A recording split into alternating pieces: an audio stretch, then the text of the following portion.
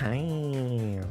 Today we're going to talk about chapter 4. Now, my goal is to try to make this a little bit shorter. Will I be successful? Probably not. But we're going to give our best effort, okay? Today we're going to talk about chapter 4 of Tribe 9. And chapter 4 is a little bit interesting because it's not actually a part of this game. So they didn't get a chance to release chapter 4 before the end of service announcement. So chapter 4 is simply released in script form. So Akatsuki Games, the publisher of this game, they released on their website both chapter 4 and chapter 5, the full script of those chapters, only in Japanese. So tonight you're gonna get the Hemi-summarized version, co-sponsored by Google Auto Translate. So, as per usual, we are going to have two videos for this. One video to go over sort of the story and some of the background, and the second video to focus more on the lore and like how characters and the setting interact with the plot line. And just some like general theory and thoughts that I have about the chapter itself. The second video is always the juicy one, but the first video gives us some nice background. What's nice about this week is that we don't have to deal with the anime. So in both chapter 2 and 3, we also had an anime video release because both of those chapters were very closely tied to this game's anime that they released as a sort of prequel to the game. Chapter 4 has nothing to do with the anime. Not even none of the characters who are in chapter 4 even appeared in the anime. This chapter is completely free of any connections to the anime, which honestly, I kind of like that, because sometimes, you know, the more media you make people consume in order to understand something, the worse off you make it for some of the casual folks. Like the hardcore fans, they're gonna love it, they're gonna eat it up. But some of the casual people, they tend not to like that kind of stuff. If they have to like, oh, I have to watch an anime in addition to playing this game, and some people just, they won't be interested in it, and so they won't get the full juice of what's going on. So let's get into it. As per usual, let's have a little recap of what's going on in this game. So Tribe 9 takes place in the metropolis of Neo Tokyo, which is modeled after the real Tokyo and its 23 wards. There is a magic in the air which enables people to have superhuman abilities, but it also makes them a little bit violent. And so a law was put into place to have people resolve their conflicts using baseball instead of violence. So they call it extreme baseball. And so each of the cities have kind of put together their own little baseball teams that they call their tribe. Now at some point, this mysterious individual named Zero had descended onto Neo Tokyo and dominated it using lasers from space satellites that he can control. Our protagonist, Kuronaka Yo, was imprisoned by Zero for 2 years in his floating city called the 24 City. Now during this time, Zero had abolished the XB law. He had restricted travel between the cities, and he introduced unique governing rules into each of the cities. And these governing rules are basically death games that the residents have to play. While Yo was trapped, he lost his memories. So we have an amnesiac protagonist. There is a rebel organization called the Trash Tribe who made their way over to the 24 City to try and stop Zero's lasers. They failed, but they managed to rescue Yo. However, they all kind of fell into Zero's trap, where Zero wants Yo to participate in what he calls XG, Extreme Game, in which Yo must travel between the different cities and participate in the governing rules, fighting against Zero's hand-picked soldiers called the Numbers. And so the general flow of the plot of this game is going to different cities and challenging the Numbers to XG. And if Yo can come out on top of all the XGs, he will be granted any wish that he wants. So, that's the general background. Let's talk about chapter 4 in specific. So chapter 1 took us to Shinagawa City, chapter 2 took us to Minato City, chapter 3 took us to Chiyoda City, and chapter 4 takes us to Shinjuku City. So, in Shinjuku City, the governing rules there have to deal with gambling. So all the residents must use pachinko balls as a currency, just little plastic balls. And these pachinko balls represent their sort of life. If a resident has 0 pachinko balls, they will be dragged deep underground in a style of execution. So residents are executed by being dragged deep underground. There is a second layer to this rule in which residents are allowed to lend pachinko balls to each other, and the residents are able to stipulate whatever payment terms they want, which means when the loan must be paid back and how much interest must be paid. I believe the maximum interest is 10 times the amount loaned, so things can get a little bit freaky. The numbers who sort of rules over Shinjuku City is number 7. Furuike Ururiro. Now, before we get into the story, I did want to talk about these 2 divas that we have on the screen. There they are right here. Where are they? Where's my cursor? There they are right here, Miss Miu and Jio and Mr. Jio Takinogawa. Just wanted to give a little brief background on them, just to help with understanding the story, because these characters don't appear in the anime. They're brand new characters for this game, and they have a big material role in the plot. So in general, these 2 are sort of representative of the trope of a one-sided couple. So Jio, he's kind of madly in love with Miu, and he makes it very known. So he's very public about his obsession, which is almost borderline stalker-like, with Miu. And Miu is kind of indifferent to it. She tends to kind of give him a little bit of the cold shoulder, but at the same time there does seem to be some sort of hidden affection for him there. She just doesn't really make it publicly known. I just wanted to give a little bit of that background because it'll make sense. It'll make sense. So let's get started. Let's talk about what happens in chapter 4. So like with most chapters of this game, it begins sort of directly after the events of chapter 3, which took place in Chiyoda City. So as a quick little recap of what happened there, Yo had been deceived by the numbers there and had a little bit of a falling out with the trash tribe. And so because of that, Yo is feeling a little bit ashamed of himself, and he kind of wants to go to the next city without bothering the other trash tribe members. However, next to him is Koishi Kohinara, who was there in chapter 2. So it seems as though whenever Yo completes a city and he gains a mini reward from 0 where he can abolish the governing rules, he also seems to be abolishing the travel restriction on that city. So all the characters who were with us during that chapter are also able to freely move between the cities now, because Koishi was there with us in chapter 2, not in chapter 3, but he's there right at the start of chapter 4. That's why you can kind of put 2 and 2 together there. The reason we don't have access to all the Trash Tribe teammates is because in the prologue, 0 separates all of the Trash Tribe members. He sends them off to different cities to limit the number of allies that Yo can have at his disposal. So at the start of chapter 4, Yo is kind of having a little chat with Koishi. Koishi is a medical expert, and he's just kind of checking up on all the Trash Tribe members. And so Yo is kind of admitting to this feeling of shame to Koishi. And so Koishi offers to go with Yo to whatever next city he decides to go to. Now, also lurking is Miss Hina and Mr. Veneers 2025, Ichinosuke, the 2 Akiba siblings. They also say that on behalf of their master, Ojiro Otori, they're going to keep watch over Yo. So the these three allies are the ones who are going to accompany Yo to the next city. Now at this time, Yo gets a text message from Miu saying that she could really use their help.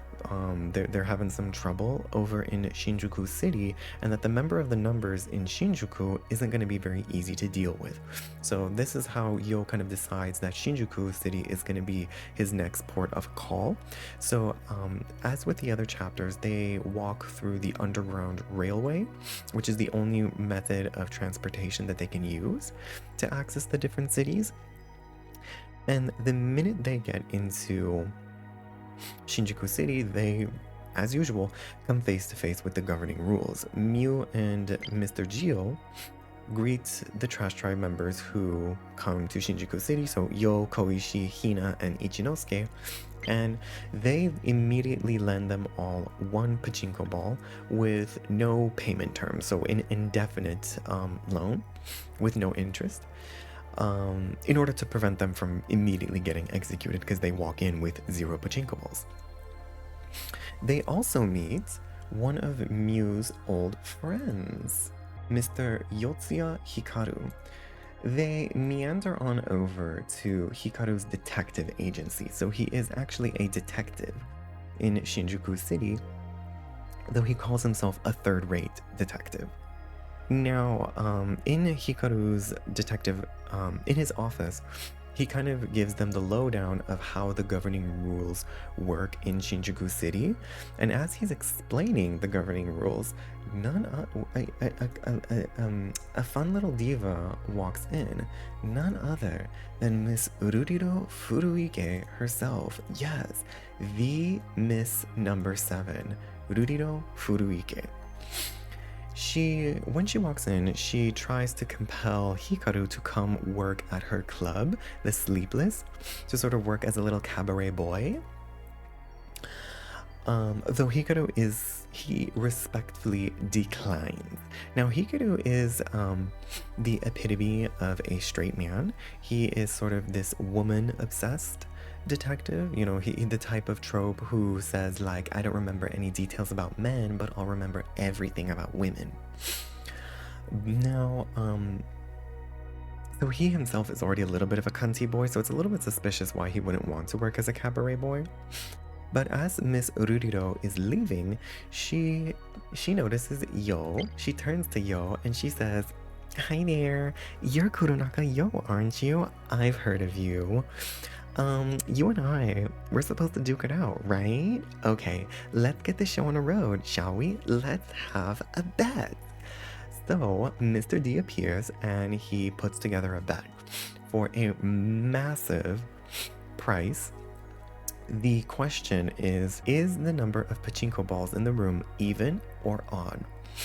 And so because they don't have enough to pay in on this bet, Miss Ururiro kindly loans them all the pachinko balls that they need for this bet. Now this is where us reading the script makes things suspicious already, because you're actually scripted to lose this bet. Whether you pick even or odd, you lose. Very interesting. And this brings up some of the stuff that Hikaru was trying to tell us, which is that Miss Ururiro Furuike is seemingly invincible in the face of the governing rules, that she seemingly never loses, and she's the richest person in all of Shinjuku City, seemingly owning 20% of all the pachinko balls in the entire city.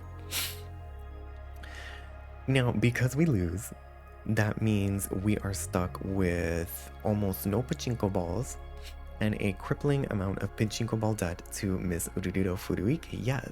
And she has decided to stipulate a payment terms of double interest and 2 days to pay it back, which matches the amount of time that Hikaru's sisters have to pay back their debt. That's the reason why Miss Ururiro wanted Hikaru to work at her club, in order to help pay off his sister's debts. They are both indebted to Miss Ururiro. So, after leaving us with crippling debt, she cuntily walks out of the office. So, this chapter is off to a great start. So, after Miss Ururiro leaves, we kind of have to deal with this debt now. And so we decide to go visit Mr. Hikaru's sisters. where are they? Miss Ochiai Hiyori and Miss Ochiai Yayoi. These two divas. And so after conversing with them, talking a little bit about Ururido, how popular she is, how rich she is, we decide we have no choice but to get to work because pachinko balls are traded like a currency in Shinjuku City. It's not just used for debts. People will pay for favors and pay for services using pachinko balls. So we have this sequence of going around and doing a bunch of errands for people to try and earn pachinko balls, and all of these errands give us a little bit more color as to how this city thinks of Rurido Furuike. And in fact, she is a rather popular individual. People tend to like her. They tend to idolize her a little bit. Now, during this sequence of errands, we have a few cutscenes that take place. So we visit the Sleepless, Miss Rurido's bars, as the Ochiai sisters are working there. We have some conversations. We learn that the reason that Miu knew of Hikaru and the Ochiai sisters is because she, at some point in the past, had worked in Shinjuku City as a cabaret girl herself. There was one other girl named Urumi, so these four girls were all cabaret girls together, and so they were just kind of besties with each other. And at some point in the past, both Miu and Urumi had left the life of a cabaret girl, but we don't really know what happened with Miu at this point. Now, during some of these conversations, a very wild individual by the name of Akata Jin appears. Oh, I got too much on the screen. Shh. That was too much. There we go. This strange creature of a man who clearly took all of the hair gel that they had at Walmart, Target, and Kohl's, all for that hair of his, Mr. Akata Jin. And he kind of throws his weight around the Sleepless. He clearly seems to have some history with both Miu and Jio, but at this point in time, we don't really know what's going on. He's just a strange individual who comes and says that he has placed a big bet on Yo coming out victorious on this XG, and he's counting on Yo to beat Rurido. Another thing that happens during this sequence of errands is Zero comes in contact with us, and he brings everyone together, including Miss Ururido, and Zero is kind of in a bad mood. He's kind of annoyed with Miss Ururido because Zero loves for the XG to be exciting. He doesn't like it when these games are boring. And he's kind of annoyed with Miss Ururido instantly throwing her weight around and putting Yo into crippling debt, basically into a position that he really has no chance of winning. Zero feels it's very one-sided. And so he wants to bring a little bit more balance to things. And so Zero brings about another bet. This time, the bet is all in, all pachinko balls that Yo and Rurido have. And the question this time is, can Yo discover the truth behind Rurido's invincibility within the next 24 hours? Ooh, interesting. After that, we experience one more event during the sequence of errands, and this time things get a little bit freaky. They get a little bit wild. Mr. Hair Gel, Akata Jin, makes his appearance known once more. He gets into contact with Yo, and he tells Yo, he says, there's an easier way for you to win this XG. You know that, right? You can just kill Rurido Furuike. To which Zero immediately reminds Yo that killing is not allowed outside of the context of the governing rules.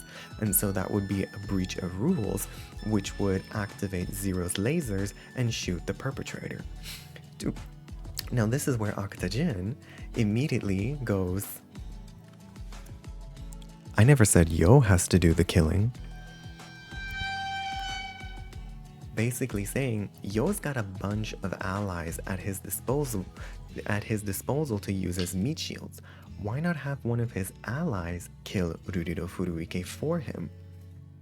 To which Mr. Hair Gel immediately turns to Miss Miu and Jio. And they have this seemingly cryptic conversation about some people that Miu knows that Akta says that, don't worry, these people are okay. Which immediately puts Miu into a panic and she storms out. Jio, no, this puts Jio in a bit of a panic. And so he tells us, we gotta chase her. We gotta go after her. She's about to do something very stupid. We gotta go. And so we chase after Miu, find her confronting Rurido Furuike. So, we try to persuade her not to do it because Miu is this close to murdering Rurido Furuike. We managed to stop her. Mr. Koishi, the medical expert that he is, manages to sedate her, and so we take the unconscious Miu back with us. At this time, Jio starts to tell us a little bit about the truth behind Miu and himself. So the two of them are originally from Kita City within Neo Tokyo, and in Kita City they were born and raised to work as assassins. And in fact, the leader of this assassination organization is none other than Mr. Akuta. And so this is the reason why Miu and Jio get so nervous and anxious around him. And that conversation, that cryptic conversation that caused Miu to panic,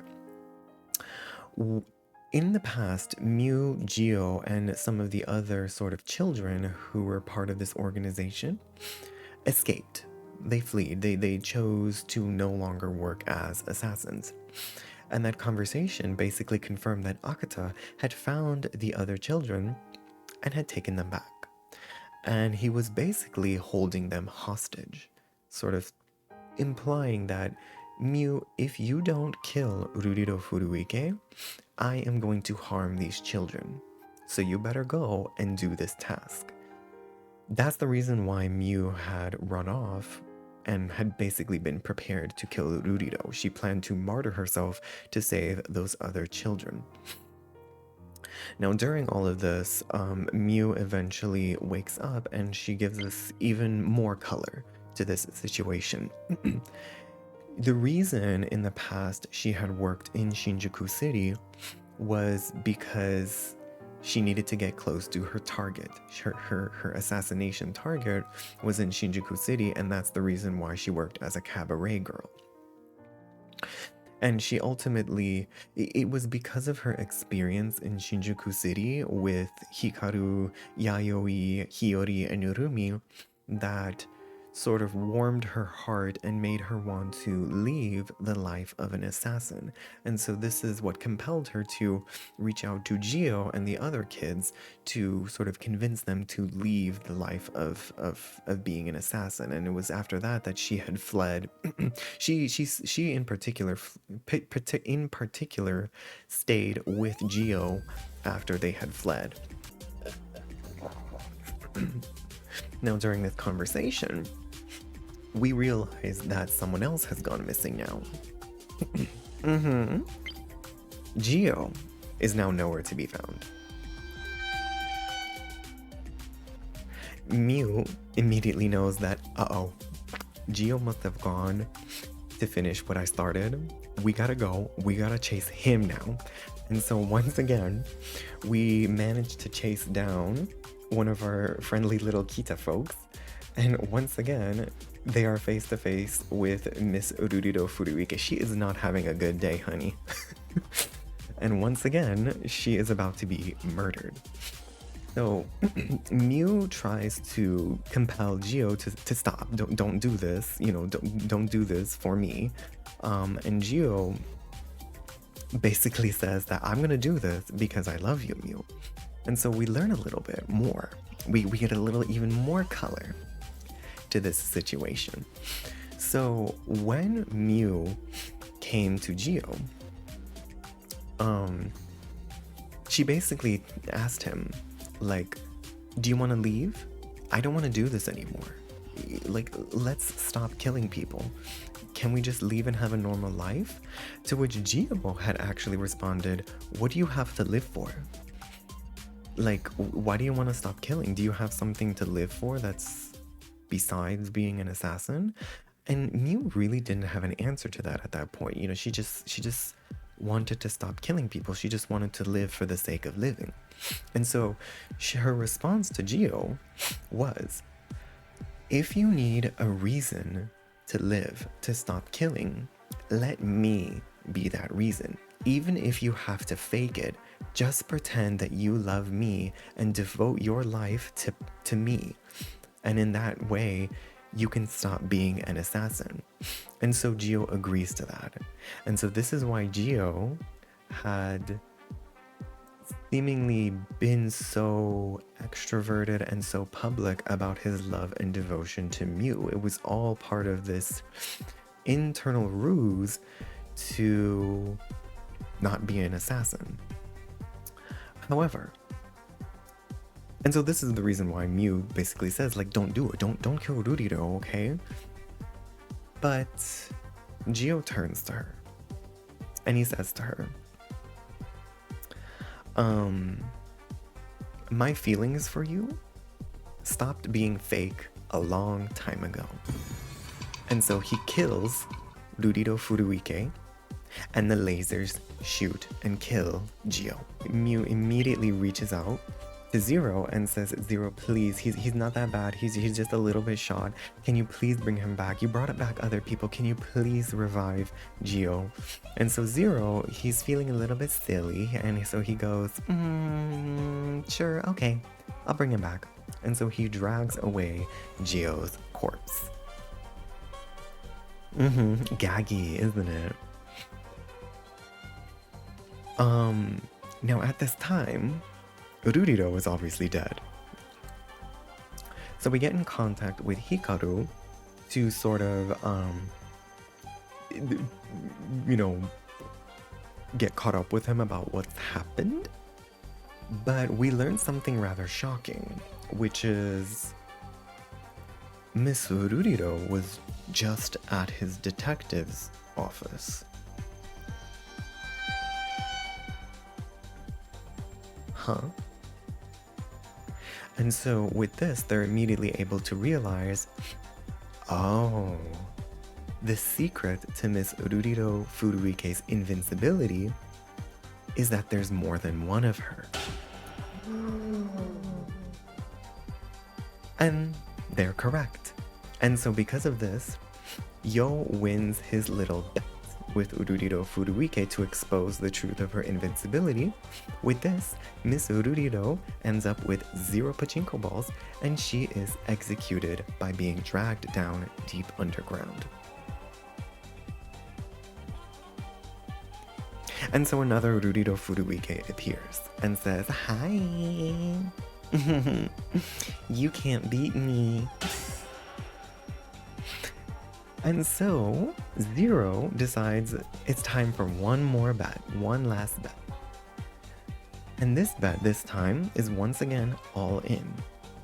And the question is, can Yo discover who the real Ruriro Furuike really is? So it was a little bit silly and a bit of a stretch to me, but they managed to convince Ruriro to have a XB match. So in all the chapters, everything goes back to XB, Extreme Baseball. We have an XB match against the member of the numbers, and this is sort of where all the truths are revealed, right? So we have our little baseball match with Ruriro. On her side, she brings out a bunch of Ruriro Furuikes. In fact, there are seven of them, one to match her number 7. And so there are, in addition to the 7 Rurido Furuikes, there are also reserve members. So when one Rurido Furuike dies, another one takes her place. So we have to face against 7 Rurido Furuikes and 2 reserve members. Now on our side, we're in a bit of a pickle, because we have Yo, Koishi, Hina, Ichinosuke, Miu, Hikaru, Hiyori, and Yayoi. Uh-oh, we're missing one member. And so Zero comes in with a freshly baked Jio Takinagawa for our 9th member of our XB team. He's back to life. He brought him back to life. He's not the same though. He no longer loves Miu. The Jio who stands before us in our XB match is the stone cold assassin, not the silly Miu obsessed boyfriend. Uh-oh. Well, with that, we have no choice but to start our little XB match. Now, during this XB match, we have Mr. Hikaru on our side, Mr. Third-rate detective. Hikaru, who uses his powers of observation and his obsession with remembering all sorts of details with women, because during all this time, Ururido had constantly been pestering Hikaru to make him work at her club. And so eventually Hikaru came to learn all about Ururido Furuike and her appearance and her mannerisms and voice and things like that. And with this, he's able to casually point out during the XB match all of the fakes. He points out, oh, those are the 2 new ones. They don't get her makeup right, so they're definitely not real. Get them off. Those 2, their voices are a little bit different. They're actually those Ururido Furuikes. They're actually men. Get them off.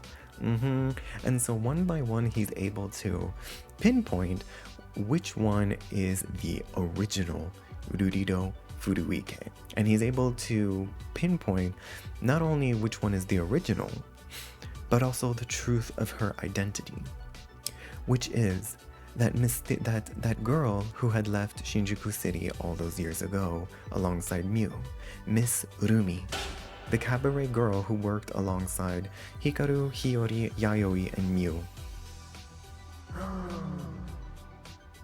And the reason he knows is because back in the day, it seems as though Hikaru and Rumi had a little bit of a romance going on. They had a little bit of a affection for each other. And so it's a little bit of a bittersweet truth to find out that the antagonist, their enemy all this time, was their old friend, Rumi. Now, because of this, we win the bet. We exposed who the real Ururido Furuike really is. And so, because of that, Miss Ururido, Miss Rumi, loses all her pachinko balls. However, in a moment of mercy, at the very last moment, Hikaru goes in and he lends them all pachinko balls. And he says no payment terms, indefinite payment terms. So Hikaru basically saves Rumi and all of the other Rurido Furuikes from being executed. So, what should be a happy ending at this point gets a little bit disturbed because Mr. Hair Gel comes back and he murders them. All of them. Rumi and all of the Rurido Furuikes, he just murders them in cold blood, right in front of everyone. Zero immediately shoots Akuta with the lasers, and they don't work. Ooh. So Zero tells us, y'all, Could you kill him for me? Thank you. So we have a big little final boss battle against Akuta Jin, who transforms into this demon. And so we eventually are able to defeat him, and he dies, he crumbles away to dust. And so this is how we emerge victorious out of chapter 4, this extraordinarily bittersweet ending where Jio no longer loves Miu. Rumi is now dead the minute she is reunited with her old flame Hikaru, and Akuta Jin dies with having done all of this for seemingly no reason. And so as with other chapters, we get our little mini reward from Zero and abolish the governing rules of Shinjuku City. That one's a little bit of a... That chapter is definitely like the epitome of a bittersweet ending. But honestly, this is one of my favorite chapters. I had a lot of fun reading this one, and I have a lot to say on I just have a lot of thoughts. So the next video we'll go through a little bit more lore about each of these individual characters and how they work together with the plotline, and also some of my thoughts on all of it. Anyway, I hope you enjoyed this video. Bye. Okay. Got the fucking cameras.